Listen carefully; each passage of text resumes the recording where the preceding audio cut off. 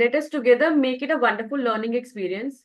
During the energy dialogue, you all can freely write in the chat box your queries, comments, suggestions, and share information which can be useful for other participants. We also have a social WhatsApp group which is for knowledge sharing, networking, and helping each other grow professionally. Let's share views, news, tenders, RFPs, employment opportunities, and best legal practices in energy sector. As alumni of DGEF, you will be able to achieve the goal of lifelong learning and keep yourself updated by positive interaction and relationship. Happy learning.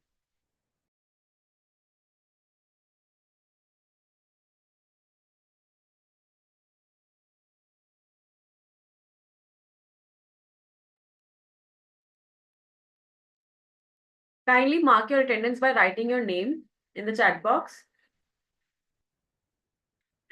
So it is precisely 10 and I commence the energy dialogue with YK Jain sir. Moving forward, I would like to welcome Mr. YK Jain, who is going to provide us with some valuable information on solar PV leadership. Good morning, sir.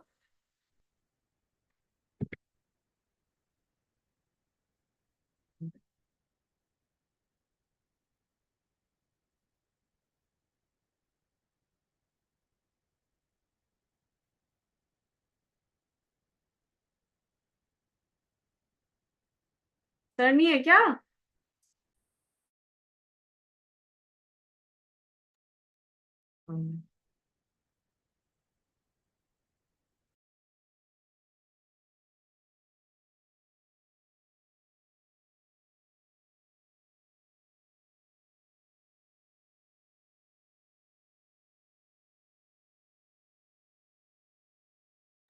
Sir, are you there?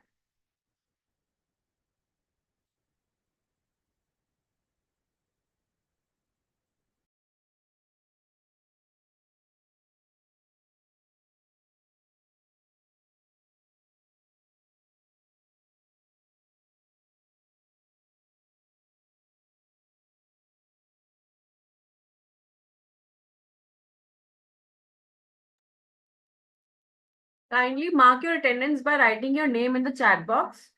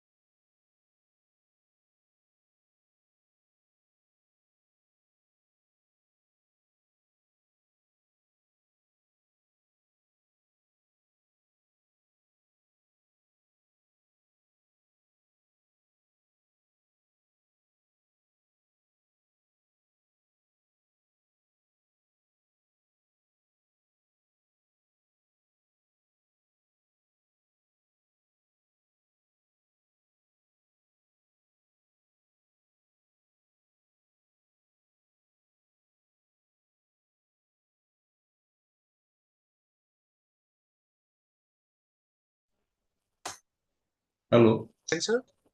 Good morning, sir. Good morning. Good morning. Yeah. So can we start the session? Yeah, please start.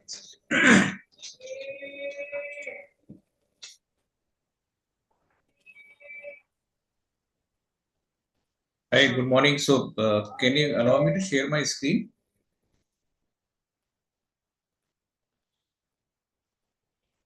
Yes, sir. Just a minute. Yeah. At my end, Wi-Fi is down, so I'm using the hotspot from the mobile. Some connectivity issues.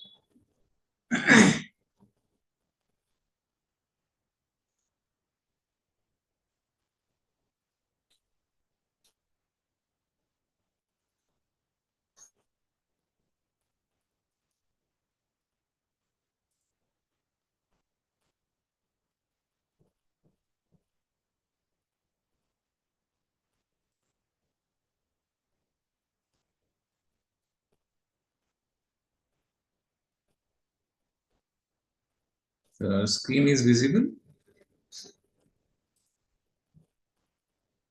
Yes, sir. Yes. Okay. Sorry guys for being little late due to the interconnection problem, Wi-Fi issues. Okay, so we have covered more or less many things in the subject. So we started understanding on the project business, how it comes. Okay, then we have understood the procurement. Then we understood the terms and conditions also in the procurement. Now, when we are doing business, there are a lot of contracts we are entering into. Okay, so start from creating an organization, you enter into an ROC or MCA related contracts. Then you enter into banking related contracts. But these all contracts which are one-sided. That means you have a contract and you have to sign it. So these are non-negotiable kind of contracts. So I'll not be discussing today on the non-negotiable nature of contracts, but I'll be touching upon the contracts which we can negotiate and which we have control on the terms and conditions.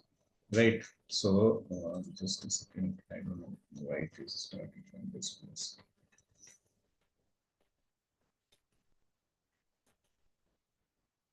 Okay. So I'll touch upon the contracts which we enter into. Okay, so what contracts we take? We take the power purchase agreement. We enter into the agreement with the vendors and contractors, suppliers. Okay, we create a contract between us and the client. So there's a supply contract, or there's a service contract, or there is energy service contract, or there's some other contract kind of contracts. So the today's discussion is going to be mostly on the contracts which are negotiated or which are negotiable between two parties, and I'll touch upon the terms and conditions which are going to be used in that.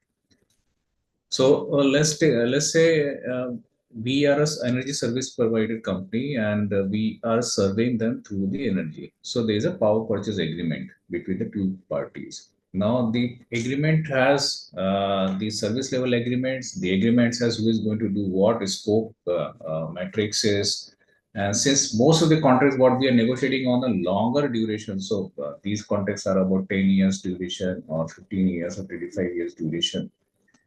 Similarly, we also negotiate the contract with lenders and bankers or the NBFCs or the financing companies. So there are certain terms which are negotiable. There are certain things which are non-negotiable. So in that also there's a negotiable part regarding the interest, how we are going to serve the interest, what is the pledge or what is the then when we talk about the organization as a contract, so organization nothing but the people. Okay, and any organization is governed by his own articles and memorandum associations or all these. So these are the constitutions which are the governing principle of the organization. So that assigns the authority to certain level of people. These are called board members or directors. Now, directors are not going to perform everything. So what they do is they assign the responsibilities or they delegate the responsibility to the people down the line. So there's a delegation of authority or power attorney concepts are there. So anybody who is signing these contracts, what we are discussing, power purchase agreement or vendor contract or procurement contracts or all this, he has to be first the authorized signatory, and authorized signatory comes by the delegation of authority. So board of directors.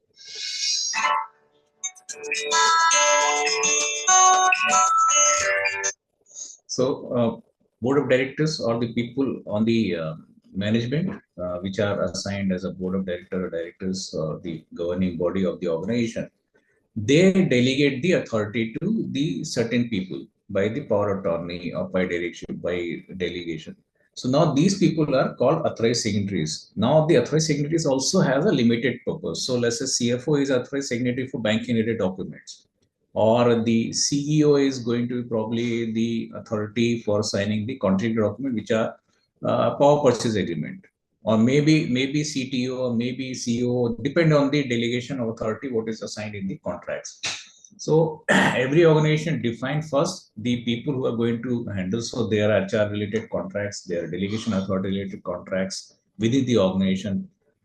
Now, let's say these are the authorized people, they are in the market, they are negotiating with the client, they are negotiating with the customers, they are negotiating with the vendors. Okay. So I cannot touch upon all the kind of contracts in detail, but what we are going to see is that the major contextual terms which can impact your business, and if you can control them, you can save your organization from a larger extent. So let us say how a solar company is exposed to.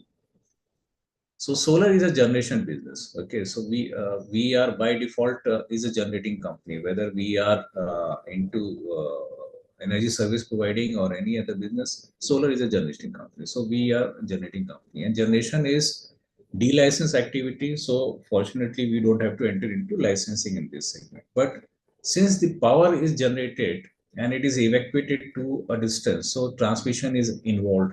Or if you are into a small rooftop system, there's a distribution company which is giving you the network.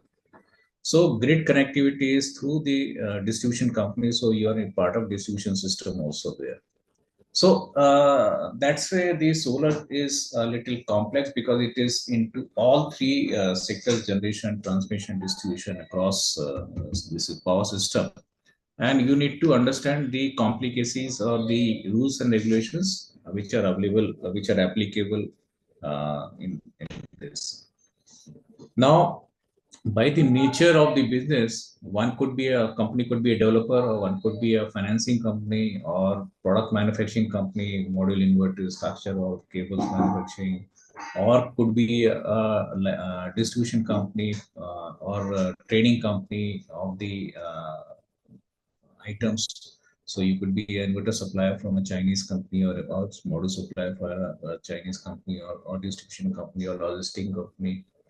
Or you could be a service company. So you could be an installer, you could be an contractor into EPC business, or you could be a consultant, or you could be a compliance regulator, or you're arranging land, or you're providing legal services. So depending on the nature of business, you are entering into a number of contracts in your business. Okay, so financing related contracts could be there, or approvals related, regulation related contracts are there. So when you are a power purchase agreement, you also need to abide by the regulators. So regulator related contracts are agreements are there. When you are entering into customer space, so you're acquiring customers. So with customers also you have contracts. So EPC contract could be there, or INC contract could be there, or any other contract could be there in that. If your installation related contracts are there with you and your employer. If you are into O&M, there are O&M service contracts, and there's a service compliance requirement, or the performance contracts are there. So contracts has multiple interfaces because of the ordering authority. So let's say, for example, in India, we have NTPC, SECI, MNRE. These are the large scale power buyers, and they give the orders for 500 megawatt, 1000 megawatt of the solar projects and solar farms. So these are the kind of ordering authority. But if you're dealing with the rooftops, the IOCL or HPCL, or all these kind of smaller PSUs or bigger PSUs also give a lot of contracts on this. So one is the ordering authority. What is their contracts is between two of you is one. If you are into large scale project development, so land related authorities, so land record, register, panchayat, rights of transfer, all these are the kind of things we need to look at. If you are into transmitting a large power, so then right of way is an issue. Transmission line, you need to connect the CTUs, STUs, and discoms. And fortunately, environment is not big a problem here, but still, if you are using the groundwater, if you're using drainage, if you're into forest land, if you're into construction material, so a lot of environment related aspects also there. You need to see that. If you're installing rooftop system, you need to see the roofs and roof rights. If you're working with the regulators, then we need to see the connection regulation norms. So Indian regulations norms we have to comply to. If you are into power sale from a large power plant, so load dispatch center scheduling, forecasting is an important issue. since we are going to be established as a company or multiple company or SPVs, so all the establishments related, so licensing permits, factory license, company acts, all these are kind of laws to be followed by. Now, in the contracts, if you're importing, if you're doing something, so the for domestic power purchase constraints or DCR requirements are there, the FEMA regulations are there, investment related things are there. If the projects are World Bank finance, so World Bank will impose certain things, or if it is AIDA or bank or foreign funds, so they will impose their certain restrictions or set. Uh, these are multiple nature of things which we are exposed to. If you're into manufacturing, the factory approvals, factory licenses are there. You're working with the people, so labor laws are there. If your site construction is there, the construction laws related to pollution, related to safety, related to workmen, all this is there with you. Since the projects are for longer duration, so you have risk, so always policies are there, so insurance is coming into picture, the project management of the people, management, the manpower, asset, so all these insurances are also coming into picture. Then all the equipments are governed by the IS or Indian rules or international IEC rules or BIS or acts or guidelines. So they also specify that, okay, if they are installing transformers between two transformers, these are the kind of distance you need to keep, or if you're putting a transmission line, these are the kind.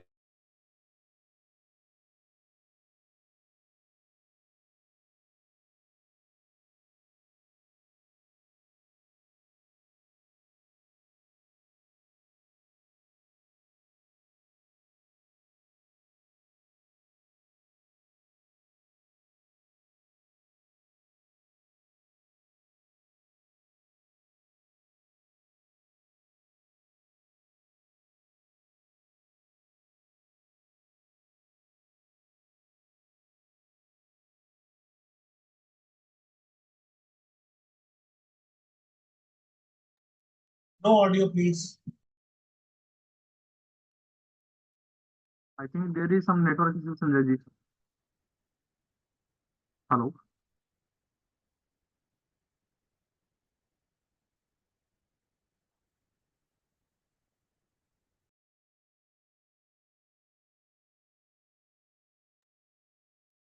Sir, your voice is not coming, Jan Saab.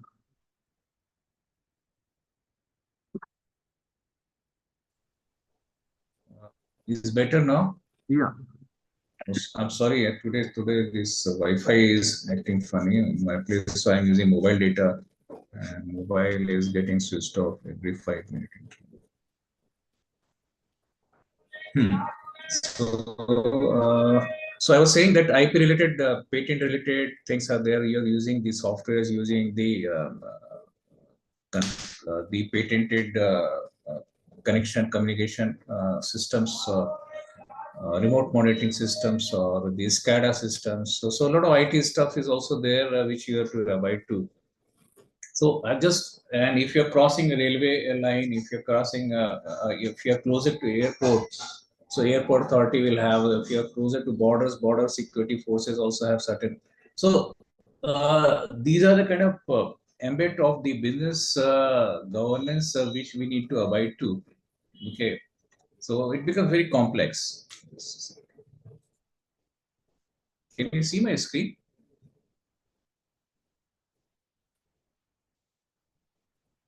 Yes, sir. Yeah, okay. So now, in terms of finance also, since bookkeeping is to be governed as per the laws of the land, so you have income tax related, sales tax related, GST related, or exceeded depreciation.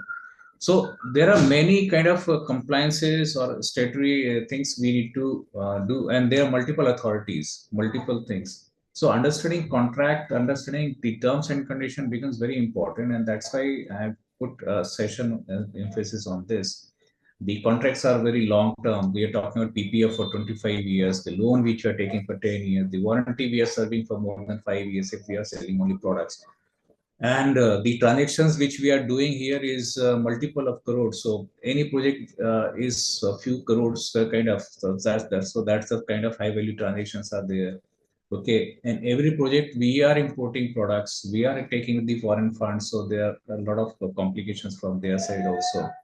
Okay, and it is highly concerned that the input for the business is the environment. So radiation, wind, rains also makes a lot of challenges for us.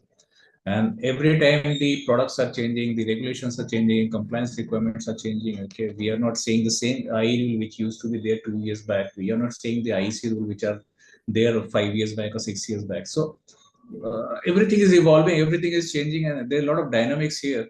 And that's why legal importance has become very, very focused, very important in running the business. So I am touching upon the few traps in the contracts. Okay, I cannot give you the entire download of the contracts and legals term, and that's a subject by itself. So what I have done is I picked up few terms and few traps in the contracts, and if I can help you to stay away or aware from that. Okay, so this is just a glimpse. I try to give you a picture on the authorities which are governing us. So we have the state government, we have central government, both are putting their laws and other things. Fortunately for us, there are few laws, few things are which are combined into GST now. So goods and service tax, so things have become simpler here. Otherwise, we used to have different entities handling us. Okay. So, Sir, what was ZN DGFT? pardon? There is DGFT and ZN zonal DGFT. What is? Yeah, so these used to be, so there are certain things which are applicable today. There are certain things which used to be there before GST terms also. So foreign trade policy, even these things are there. Okay. Achha. So, so now the challenge is the kind of business what we are running is even their contracts are there, litigations are there. The litigations are very big. Okay, and if you track the history, the people have lost 6, 7 years, 8 years, 10 years because of litigation. If you see the Telangana history, there's a contract which have been signed. Okay, and after the change of government, they says no, we are going to renegotiate the contracts. Now people have developer has gone for a litigation there. Okay, and they won the contract, but they lost 4, 5 years. And now in 4, 5 years, a lot of change happened. The prices has changed, the people have changed, the organizations has changed, the lenders has backed out, and there are no takers for the project. So if you read more about the contracts, implication of the contracts in the legal framework or implications, you see the organizations has come and gone just because of certain things which are contractually happen to them, and they, it's not that they are doing something wrong. Many organizations which have signed the PPA contracts, and the regulators took 1 year, 2 years to regulate that, and they come out with certain other new things, and by that time you are running into losses. So what kind of traps are there in the contracts and challenges are there? So first, let us understand their contracts as basic nature of the contract, what we are entering into. And here I'm specific on the negotiable contracts which we are entering into. So they could be either a pure equipment supply contracts. So you are governed by the supply related things, or they are service related contracts. So you are rendering some kind of services. So they are pure services related contracts, or they are composite nature. So some scope of supply and services are there. And most of the contracts of the EPC in the solar parlance is on the composite nature, because you are doing services and you are doing supplies also. Now, so now let us further deep dive. Okay, so if it is pure supply, okay, it could be pure domestic group goods. That means the product which is manufactured in India and supplied in India. Or it could be pure imported good. That means the product which are imported and supplied. Okay. Now, if you're an organization, you have certain products which are within your organization. Let's say, so your own company products, or within your group products. So let's say you're a multi. Let's say if you're a Tata group, Tata manufactures a lot of things. Okay, everything is not the same on the same legal entity. Okay, Tata Power has the contract, but it is sourcing the steel from Tata Steel, or it is sourcing the things from others. So, though you are a domestic supply, but within your group company, so you have certain things within your group companies, or imported supply within a group companies. Let's say for Tata, same example, if they're importing from the British factories, so they're within group company, but they're importing product there. So, depending on the nature of product within your organization, it can be dealt differently. Okay, for the services, for the supplies. Now, uh, it could be services which are pure play services rendered by your own company or through your group companies, or domestic import or imported from the outsiders, also outside import your company. And understanding the legal parlance, understanding for the compliances are slightly different in all these cases. Because when you're buying from within your company, so let's say Tata Power is buying steel from Tata Steel. So it could look at the intercompany transfers, but there's a arm's length contractual negotiations are there, the profitability contracts are there, income tax compliances are there. So you cannot just like this you can transfer. Or for example, you have a company which is a foreign company which has an Indian subsidiary. So between two entities, you cannot have the same rules. So you have to have the price justification between transfer pricing agreements within your organizations. So, depending on the nature of contract, okay, in case of let's say EPC business that we are entering into, so there are local transactions or there are interstate transactions also. Fortunately, now coming after GST, a lot of simplification has come, but still, if you are part of one state and you are bringing the materials from outside, so you have different component of GST now has to, and the accounting people has to pay in different heads. Okay, the GST also. So one which goes to straight to central, one which goes to the state also, and so you need to pay in that particular bucket only. Okay. So, for example, in the solar business, it is very difficult to say that, okay, how much is the service part, how much is the supply part, and bifurcation between the two is not simple, and the taxations are different. So let's say, for example, supply of modules, if it is 5% or inverter is 12% or batteries at 28%. So there are different slabs of supplies, and the services are mostly 18%. So there's a lot of ambiguities in this, and fortunately somebody has fought through the legal process, and there is a GST compliant GST statement says that, okay, all the solar projects which are into EPC into solar is going to govern by the GST work contracts structure, where the supply is going to be considered 80% and it will tax at 12%, and the services are going to be considered 20% and they are taxed at 18%. So composite tax is 13.2% on the nature of your business. So No, but this I is a think, yes, Hmm. sorry, but I think we are using 70/30, 70% on supply and 30% on services. And tax will be 13.8%. I think you're right. That is what. So I stand corrected. Yeah, Yes, 13.8% is correct. 70/30 and composite is 13.8%. 13.8%. So I stand corrected here. Okay. Yes. Now, looking at the terms, so I specifically chosen certain terms like payment terms, the delivery schedule, the penalties, liabilities, the scopes, battery limits, modification, change menu, and let us discuss these terms. Now, the supply when you're doing the preferred terms, the payment terms should be what?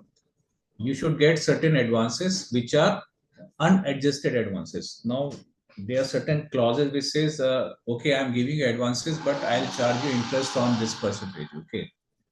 Or there are certain clauses which says, okay, we are going to adjust the advances also. Or so what is the difference between these terms? Okay. Somebody gives you advance with the interest. That means you are earning the cost of finance there. Okay. You're not saving it. So whether you take interest from there or whether you take from your bankers, you need to compare. Okay, so if your bankers are giving you interest at 9.5%, they are better than the person from this. Okay. Now, if they are saying that we are going to give you interest, but we'll ask you to deposit bank guarantees of 10% security bank guarantee or something. So cost of bank guarantee is also going to be considered in that case. So first we need to see the interest, whether it is unadjustable or adjustable. Okay. Many times people say, okay, we are going to give you adjustable. So every time I'll make you invoice, I'll make you payment, I'll adjust your advances also there. So that means you're not getting the advances actually there. It is only a payment which is paid early. Okay. So ideally, the in advance should be 10 to 30%, whatever you negotiated. This should be interest free and it is not adjustable advance. That means if you have paid 30%, that is a payment made 30%, not you're going to adjust or recover from the invoices. Okay. Now the balance payment should come from before supplies or against dispatches, proof of dispatches, against pro forma invoices or letter of credit. Why? Because see, after supply, if you are saying, then there are a lot of disputes. Okay, people say, okay, this is delayed, or you are at the mercy of the people for releasing it advance. So transaction, when you are completing a transaction, you are supplying. Okay, proof of dispatch is there, the material inspection is there, you should get the payments there. And especially in the high C sales, it is preferred that you should get 100% advance before you hand over the documents. Okay. So this is to ensure that when you are doing a transaction, you ensure your cash flows properly and you ensure your risk is not there in getting the payments.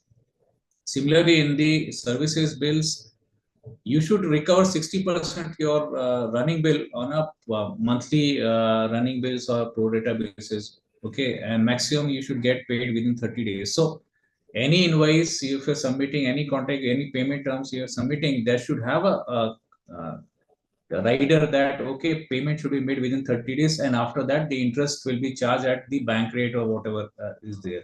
Okay, there should not be retention more than 10%. Okay, because that's the kind of margin you have in the business, and if you are holding 10%, more than 10%, you are actually into negative cash flow. The retention, if this is okay against PBG, that is better. No cash retention should be preferred so that you have the better cash flow in your businesses. Because see, margin in the business is around 8-10%, and if your cash is stuck, your payment is stuck, you are not able to get the cash flows properly. The businesses are going to be into negative cash flow, and negative cash flow has a cost to your business, and that is making the operations unviable in most of the situations. So this is what is the preferred in terms of payments. Try and negotiate best possible under these lines. Now the next thing is that the payment is made against what documents. Okay, so you should look at the document or the compliance requirement also against the payment. Okay, they should not be conditional documents, they should not be any document which you not produce at the time of getting the payment. So the simplest thing is that you should have a commercial invoice. Okay, so payment should be negotiable against the commercial invoice. What you can provide is the proof of dispatch or copy of the lorry receipt. Okay, there's a bank guarantee. Okay, so there's a bank guarantee, that's a feasible document. But you should accept something, let's say site acceptance report, okay, or the site performance report or other things. Then the payment before dispatches has no meaning. Similarly, in the LC, when you're negotiating LC contracts, the document should be very simple. What you can do, okay, you should have the document that okay, you need to produce a document which will require about 60 days or 30 days to generate the document. Then you cannot negotiate the LC on the time when you want to negotiate. So typical syntax of payment terms should be something like that. The advance 30% to contract value as interest-free advance along with the order. Okay, balance of the contract value, that means 100% of duty, taxes, whatever applicable against proof of dispatch of the material. So there should be the syntax of your supply contract payment terms. Similarly, for the services, the advance should say, it should say that 30% or whatever advance as interest free against site mobilization, and the balance of the contract value should be paid along with 100% of the taxes and duties pro rata basis against monthly bill on the contract value as per the billing schedule. Okay. So ensure that the cash flow is always positive for you, is not negative. Now, when you are submitting an offer, submitting a bid, this is a must that somebody should see that the entire bid, and there's a bid approval process. Okay, so you should look at the final offer, what you're submitting the contract. Okay, you should look at the authority for signing the risk which is associated there. Okay, who is approving those risks, or who is approving those costs? So there should be a proper authorization for the risk acceptance, because once you signed a contract, once you submit a contract for negotiation with the tender, these are binding documents for you. Okay, you cannot go back. And if there is a cost impact, if you have legal impact, if you have any other impact, your organizations want to face that music. Same way, look at the costing sheet. Costing sheet, not only the material cost, costing should also look at the all the hidden costs given. So your logistic flow cost, your risk appetite cost, your extended warranty cost, licenses cost, or if you're sourcing raw material at a later date, what is the price variations, all that. So the people in the authority should look at the costing very thoroughly and look at all the provisions are being taken care of there.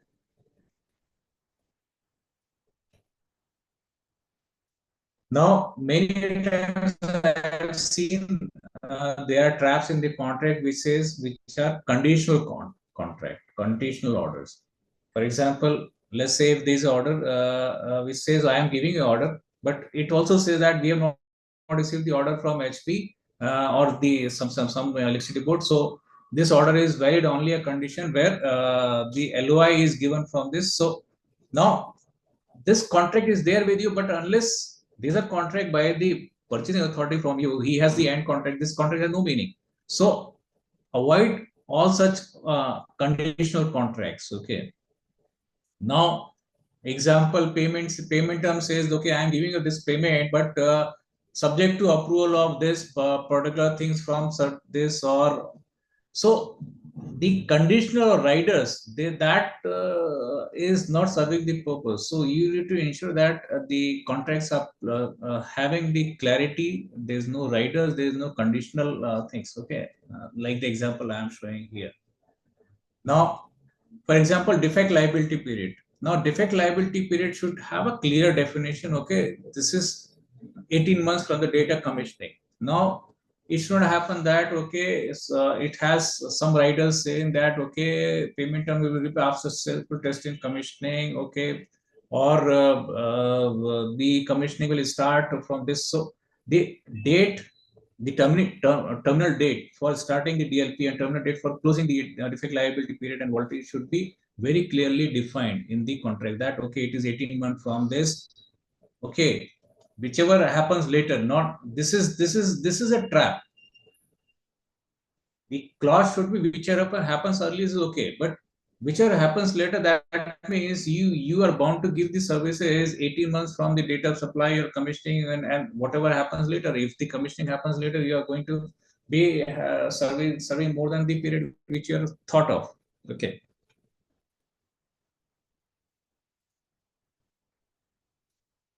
Now, the clarity should be there on the transfer of risk, handing over. For example, if you have supplied the material, okay, now who is owning that material after that? Anything happens at the site, who is going to be responsible if damage happens, theft happens, or something happens?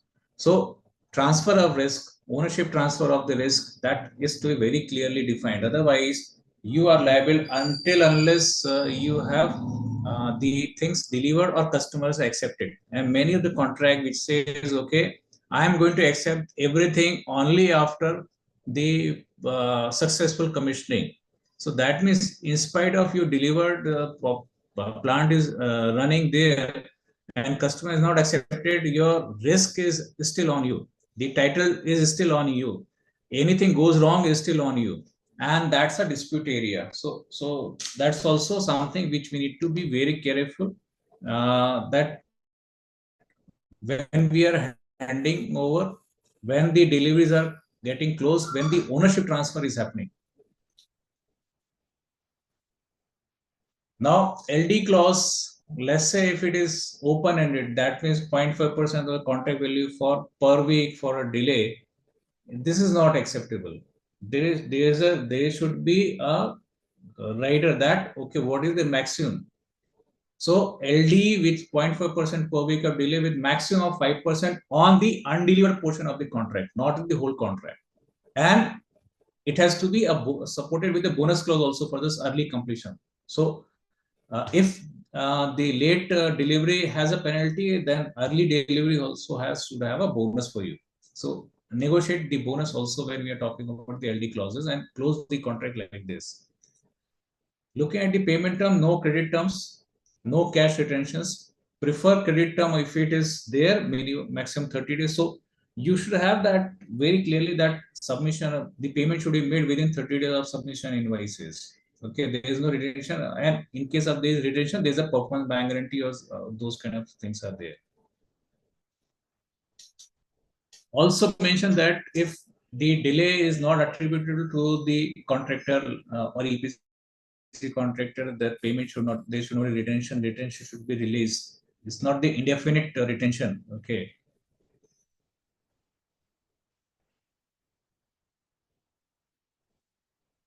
Now, similarly on the warranty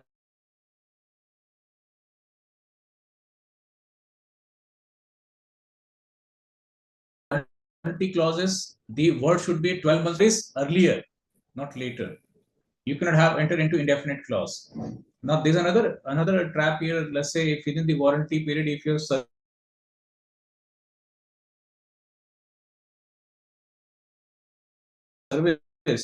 now the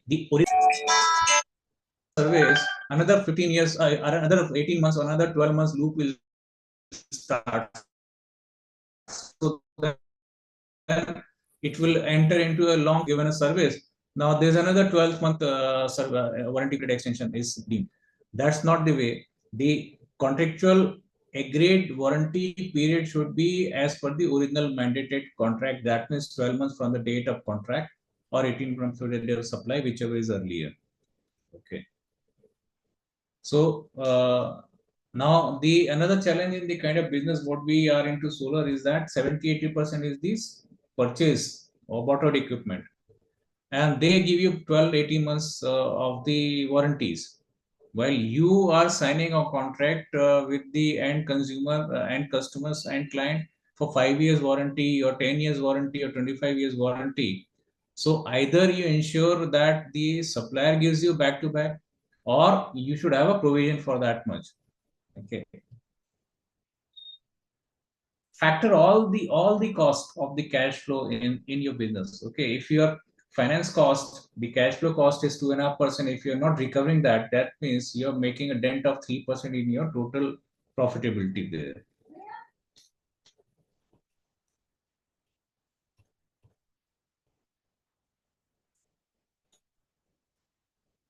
Now another trap which we see is that limitation of liability. Okay, let's say if your contract is 100 crore, you cannot have a liability which is beyond 100 crore. Okay, so there should always be a limitation of liability clause, and limitation of liability should be maximum 100% of the contract value received from the client. Okay, it's not you enter into contract of 100 crore, after 1 year you only got paid for 50 crore, and the liability still is 100 crore for you.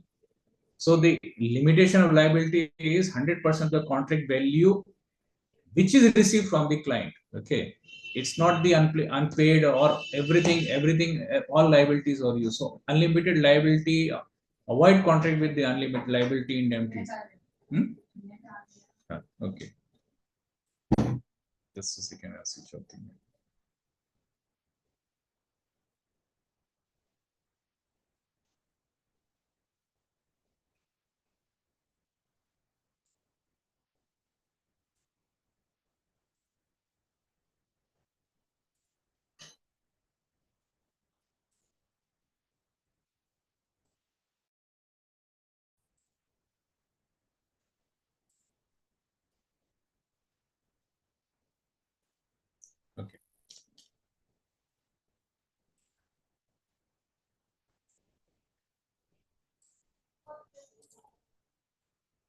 Okay. So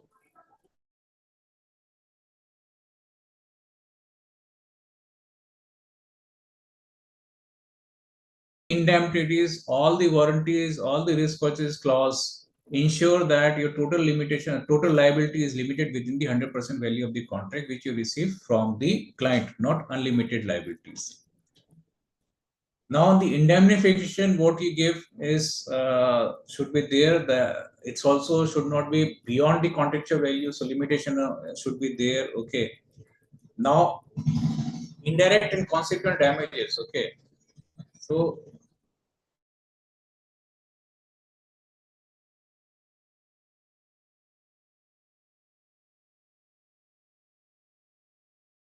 something happens which is a consequence of things, and you end up paying. For example, you are making a rooftop solar system or a building. Now you started putting the solar system on the roof.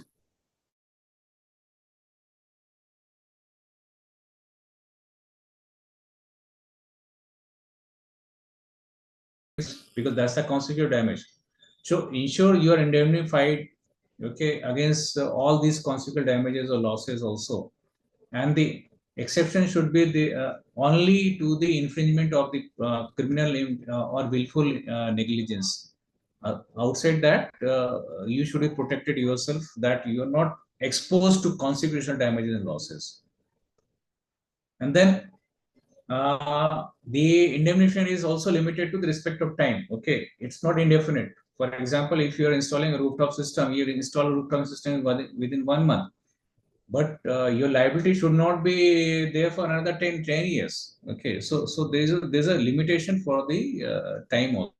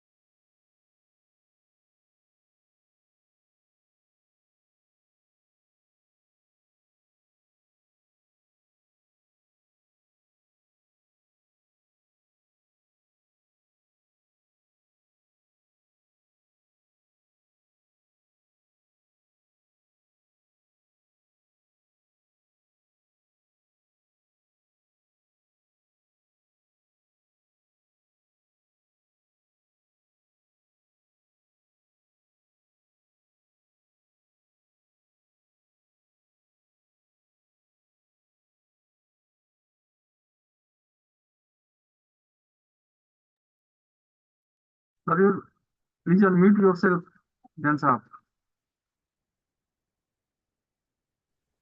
Sorry. Yeah.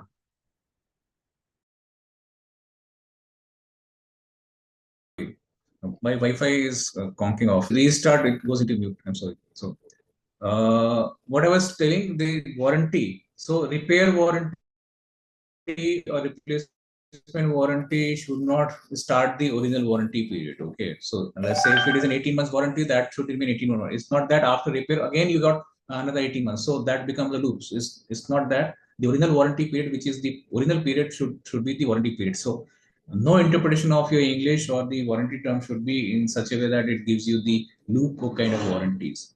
Okay. Now, warranties are restricted. They are not extended to the normal wear and tear. They are not okay. So the warranty should be only towards the defects or which are responsibility established on the supplier or the product manufacturer. Okay, modification done by somebody or something which is gone wrong there at the site, you should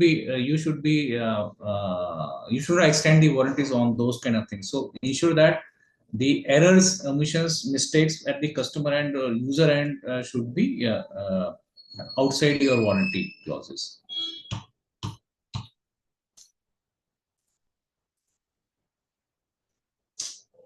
Now, be cautious, be very sure, looking at the joint and several responsibility. This is a very damaging, very disturbing, very complex clause.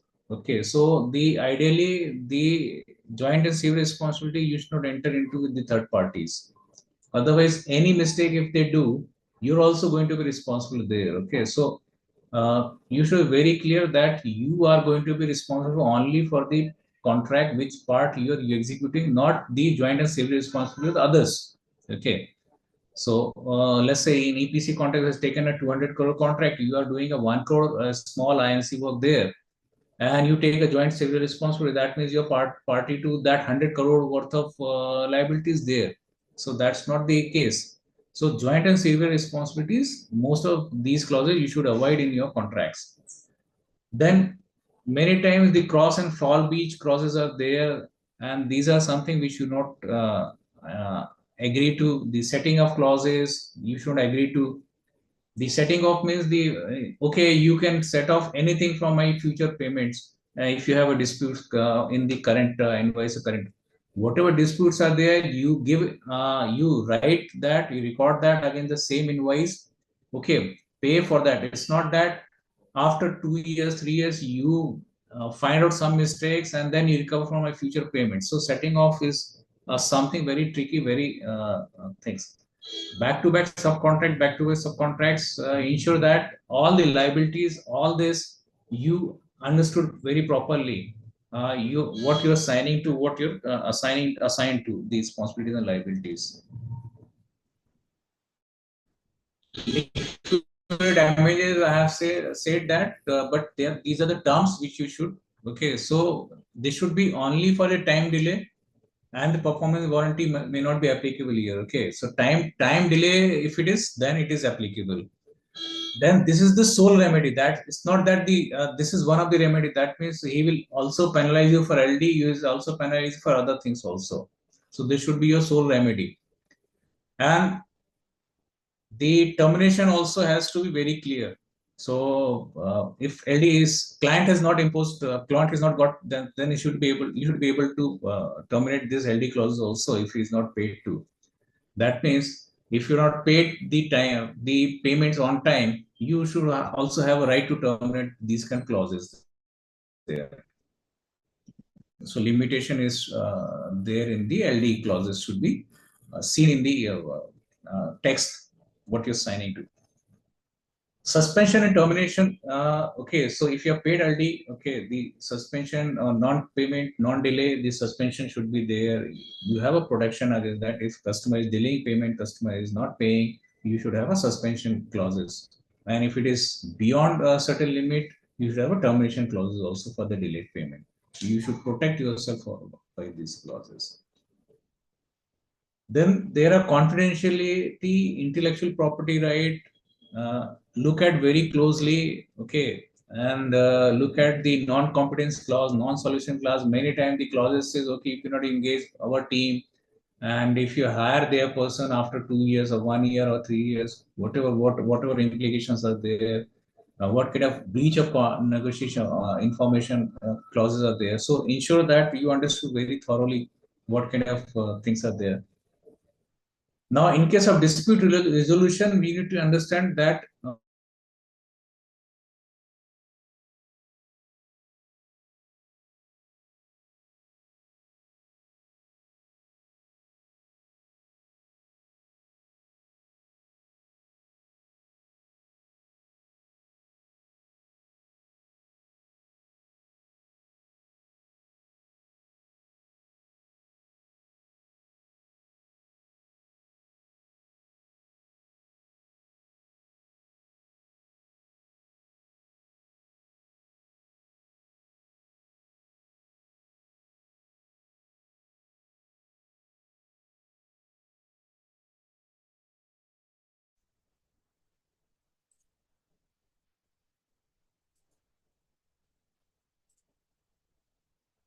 so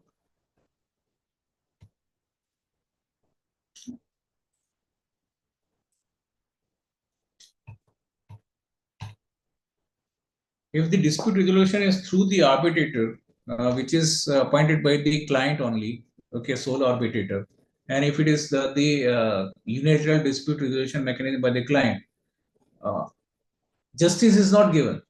So you should demand for the mutually dispute resolution mechanism, the sole arbitrator should not be there. It's a mutual arbitrator decision appointment should be there. The governing laws and jurisdiction. If you're performing the contract in India, the governing laws of India should be, the code of India should be, the code of jurisdiction should be the place where you're comfortable. Okay, it should have happen that the international court of laws or international laws should be applicable there, and so ensure that the laws which you are abided by should be the laws of India. The place where you are should be the exclusive jurisdiction. Now, this is a clause which is written many times. Time is the essence, and it has very, very deep meaning inside the legal contracts and the impacts. So, you never accept any clause, any contract which says the time is the essence, because if this is written there, irrespective of whatever quality of work you do, LDs you pay and all, and customer can say that, okay, since time is the essence, yeah, you have not delivered within the 3 months, I have agreed, now I am not going to pay you single rupees, take out everything. Did you understood the complexities here? If you negotiate a contract and it says within 3 months you need to deliver everything, and if you deliver 1 day or 2 day and time is the essence, contract is there, client has the right to say that, okay, take out everything, I'm not going to pay you a single penny, because time is the essence. 3 months contract was there, 3 months was given to you, you are not done delivered within 3 months. Now 1 day extra, 2 days extra, and you are not liable. We are not liable to pay you anything. We are not liable to accept anything from you. Take out everything from this place and give me the same thing.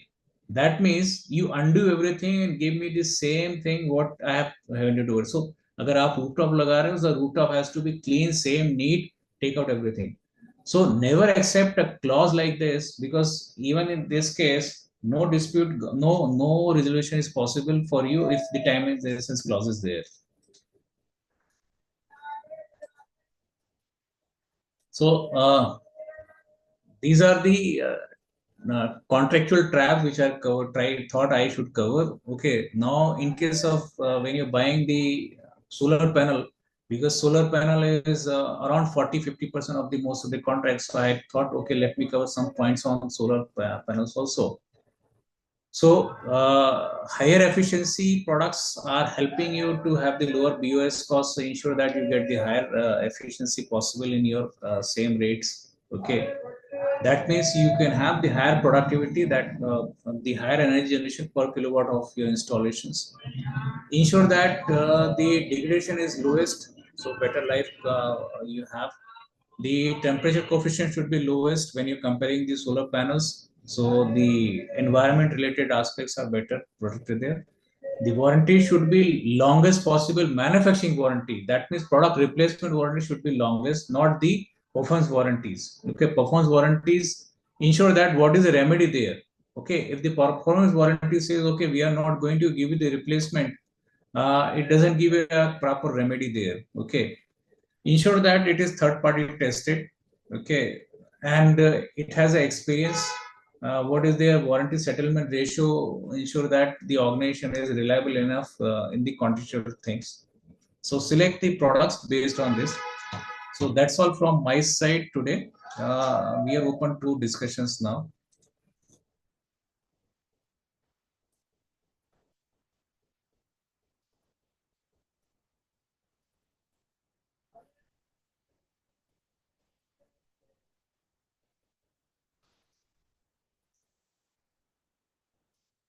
So on the contract, on the legal terms which are applicable in the solar industry, I try to cover some portion. Okay, it's not the exhaustive thing, because legal itself is a very wide subject, very vast subject. So some of the important aspects, important terms, I try to cover here for your quick understanding. Any questions? We can take up now.